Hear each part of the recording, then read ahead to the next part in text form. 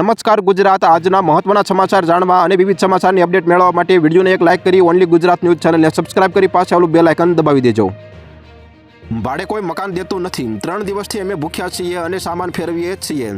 રાજકોટમાં ડિમોલિશન બાદ ઘરવિહોણા થયેલા લોકોની સામે આવી આપવીતી.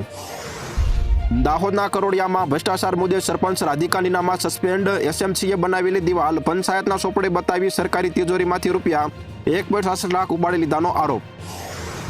રાજકોટના જંગલેશ્વરમાં ઓપરેશન ક્લેન. ડીવાયસીએમ હર્ષભાઈ સગવીની કડક ચેતવણી. ગુનેગારોના અડ્ડાઓ પર બુલડોઝર ફરી વળશે. અમે ક્યાંય ભાગી રહ્યા નથી. પોલીસ જે પૂછશે તેનો જવાબ આપીશું. બાળકોના જાતીય શોષણના આરોપોને લઈને શંકરાચાર્યનું નિવેદન. જવાનો માટે ઢાલ બન્યો આ ટાયસન ડોગ. ગોળી વાગી હોવા છતાં આતંકીઓને ઘરમાંથી શોધી કાઢ્યા. કોંગ્રેસ પ્રમુખ અમિત ચાવડાની ઉપસ્થિતિમાં ભાજપના પૂર્વ ધારાસભ્ય શ્રી ભરતભાઈ પરમાર તથા કાર્યકર્તાઓ ભાજપ છોડી કોંગ્રેસ પક્ષમાં જોડાયા. ગુજરાતના તાત પર ફરી આફતના વાદળો મંડરાયા. આજે 6 જિલ્લામાં વરસાદનું યલો એલર્ટ જાહેર. બોટાદમાં આજથી રવિ માર્કેટિંગ સિઝન માટે લઘુત્તમ ટેકાના ભાવે ઘઉંની ખરીદી શરૂ થશે.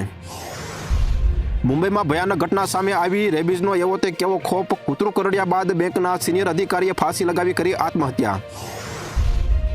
એફસ્ટીન ફાઇલ્સમાં તમારા અને તમારા મંત્રીના નામ આવે છે તે શરમજનક છે. રાહુલ ગાંધીએ પીએમ મોદી પર કર્યા આકરા પ્રહારો.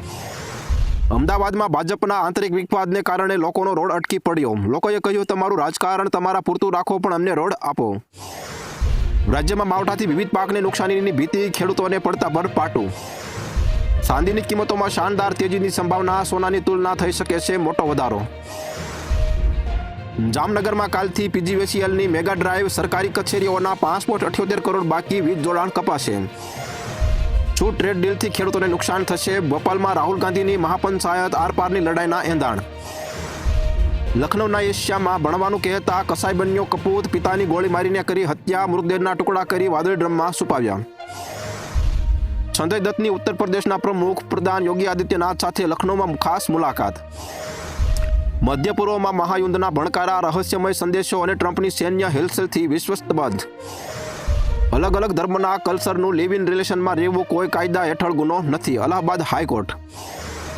બનાવ્યો મહેલને કેદી, કર્યું બંધારણનું ઉલ્લંઘન. બાંગ્લાદેશના રાષ્ટ્રપતિએ યુનુસના કાળા કાર્યકરોનો કર્યો પર્દાફાશ. યુવતી પક્ષ વયની હોય તો તેને મરજી મુજબ જીવનસાથી પસંદ કરતા કોઈ રોકી શકે નહીં. એસસીનો આદેશ.